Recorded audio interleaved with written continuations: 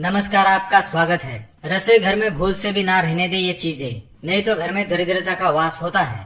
वास्तुशास्त्र के अनुसार रसोई घर का सबसे महत्वपूर्ण भाग होता है।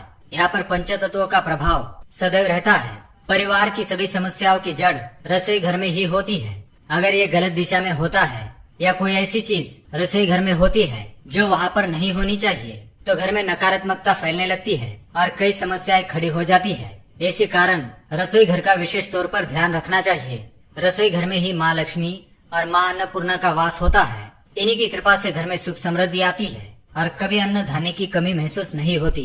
रसोई घर से संपूर्ण परिवार का स्वास्थ्य जुड़ा होता है, क्योंकि यही वो स्थान है जहाँ से आपकी सेहत बनती है और अच्छी सेहत ही मनुष्य का सबसे बड़ा धन है। वास्तुशास्त्र में रसोई घर से जुड़े कुछ बहुत ही महत्वपूर्ण नियम बताए गए हैं जो रसोई घर बनाते समय ध्यान में रखने चाहिए। अगर पहले से ही बना हो तो उसमें बदलाव करके परिस्थिति को सुधारा जा सकता है। अगर रसोई घर में ही नकारात्मकता बनी रहेगी तो इसका असर पूरे घर पर पड़ता है। अगर आपका घर शरीर है तो रसोई घर को ही उसकी आत्मा कहा जाता है। आइए आपको बताते हैं रसोई घर से जुड़े कुछ महत्वपूर्ण नियम। अगर आपने चैनल को सब्सक्राइब नहीं किया है तो इस लाल बटन को दबाकर सब्सक्राइब कर लीजिए। साथ ही उस घंटे के आइकॉन पर क्लिक कर नोटिफिकेशन ऑल कर दीजिए ताकि अगली वीडियो आपको तुरंत प्राप्त हो जाए। सबसे पहली बात, रसोई घर की दिशा। वास्तु के अनुसार रसोई घर को आग्नेय कोण में बनाना चाहिए, तभी इसका शुभ फल प्राप्त होता है। अर्थात रसोई घर पूर्व और दक्षिण दिशा के मध्य में बनाना चाहिए और रसोई घर में चूल्हा भी आग्नेय कोण की दिशा में रखना चाहिए, क्योंकि ये अग्नि की दिशा है। अगर ऐसा असंभव हो तो उत्तर पश्चिम दिशा में रसोई घर बनाया जा सकता है, लेकिन आग्नेय दिशा में बना रसोई घर सर्वोत्तम माना जाता है। दूसरी बात, अन्नपूर्णा देवी की तस्वीर। रसोई घर में पूर्व की दिशा में माँ अन्नपूर्णा की तस्वीर लगानी चाहिए। इससे घर में कभी अन्न की कमी नहीं होती और परिवार में किसी भी प्रकार का क्लेश नहीं होता। साथ ही माँ की कृपा से परिवार के सदस्यों का स्वास्थ्य अच्छा रहता है। तीसरी बात, मकड़ी के जाले। ध्यान रहे कि रसोई घर में भूल से भी मकड़ी के जाले ना हो, यह बड़ा ही अशुभ माना गया है। इससे परिवार के सदस्यों के स्वास्थ्य पर असर तो पड़ता ही है, साथ ही घर में दरिद्रता आती है। कहा गया है कि जहाँ पर मकड़ी के जाले होते हैं उस स्थान पर माँ लक्ष्मी नहीं रुकती। चौथी बात, नल से टपकता हुआ पानी। रसोई घर में अगर नल है तो ध्यान रखे कि वह खराब ना हो और उससे पानी लीक ना हो। अगर नल से पानी टपकता है तो यह आर्थिक नुकसान का संकेत है। इससे परिवार की आर्थिक स्थिति पर बुरा असर पड़ता है और धन का आगमन रुक जाता है। पांचवी बात, दर्पण। रसोई घर में दर्पण का होना अशुभ माना गया है। अगर दर्पण में अग्नि का प्रतिबिंब दिखता है तो इसे वास्तु की दृष्टिकोण से अशुभ माना गया है।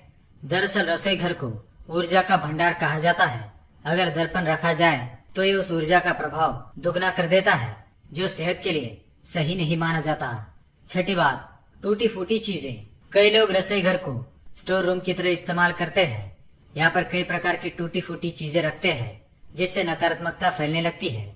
रसोई घर को सदैव स्वच्छ रखना चाहिए। यहाँ पर गंदगी बिल्कुल भी नहीं होनी चाहिए। सातवीं बात, दूध। वास्तुशास्त्र कहता है कि रसोई घर में दूध रखते समय खास ख्याल रखना चाहिए। दूध कभी खुला ना रखे, इसे हमेशा किसी न किसी बर्तन से ढककर ही रखे, अन्यथा खुला हुआ दूध घर में कई तरह की परेशानियों को दावत देता है। आठवीं बात, चूल्हा। चूल्हे को आग्नेय दिशा में रखना चाहिए, अर्थात चूल्हा दक्षिण पूर्व दिशा के मध्य में रखे।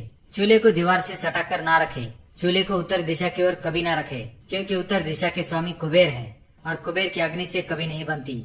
इसलिए चूल्हे का वास्तुशास्त्र के अनुसार आग्नेय कोण में होना ही शुभ होता है। नवीं बात, इन चीजों को कभी खत्म ना होने दे। रसोई घर में चावल, नमक, गेहूं का आटा, हल्दी एवं दूध, ये चीजें कभी खत्म ना हो। रसोई घर में चावल खत्म हो जाने पर शुक्र का प्रभाव समाप्त होता है। नमक समाप्त होने से अशुभ समाचार प्राप्त हो सकते हैं। गेहूं का आटा समाप्त होने से मानसिक तनाव बढ़ता है। हल्दी समाप्त होने से धन का नाश होता है।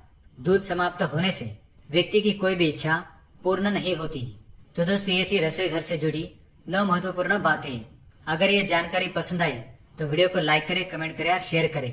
साथ ही चैनल को सब्सक्राइब करें। धन्यवाद।